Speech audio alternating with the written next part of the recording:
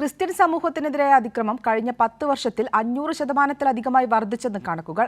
United Christian ഫോറത്തിന്റെ കണക്കനുസരിച്ച് 2024 മാത്രം 834 അതിക്രമങ്ങളാണ് ഉണ്ടായത്.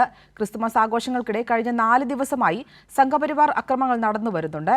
അതിനിടെ പ്രധാനമന്ത്രി നരേന്ദ്രമോദി ഇന്ന് കത്തീഡ്രൽ ചർച്ച് ഓഫ് ദ റിഡംഷനിൽ പള്ളി സന്ദർശിക്കും. യുണൈറ്റഡ് ക്രിസ്ത്യൻ ഫോറം വ്യക്തമാക്കുന്ന കണക്കുകൾ പ്രകാരം കഴിഞ്ഞ 10 വർഷത്തിൽ ക്രിസ്ത്യൻ വിഭാഗത്തിനെതിരായ അതിക്രമങ്ങൾ 500%-ലധികമാണ് വർദ്ധിച്ചത്. 2014 139 അതിക്രമങ്ങൾ ആയിരുന്നു റിപ്പോർട്ട് ചെയ്തതെങ്കിൽ 2024 834 അതിക്രമങ്ങൾ റിപ്പോർട്ട് ചെയ്തു. ഈ വർഷം നവംബർ മാസം വരെ 706 കേസുകളാണ് ഉണ്ടായതെന്നും യുണൈറ്റഡ് ഫോറത്തിന്റെ കണക്കുകൾ ചൂണ്ടിക്കാട്ടുന്നു. മതപരിവർത്തനം ആരോപിച്ചുള്ള അക്രമത്തിൽ ഉത്തർപ്രദേശും ഛത്തീസ്ഗഡുമാണ് മുന്നിലുള്ളത്.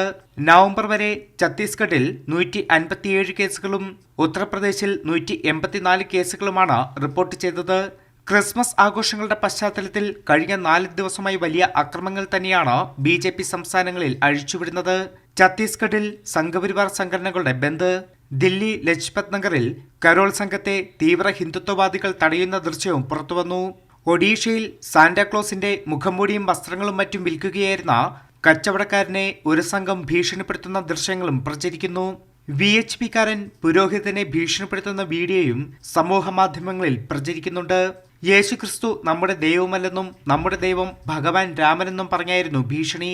മധ്യപ്രദേശിലെ ജബൽപൂരിൽ ആഘോഷത്തിൽ പങ്കെടുത്ത കാഴ്ച പരിമിതിയുള്ള സ്ത്രീയെ BJP സിറ്റി വൈസ് പ്രസിഡന്റ് ശാരീരികമായി ആക്രമിക്കുന്നു.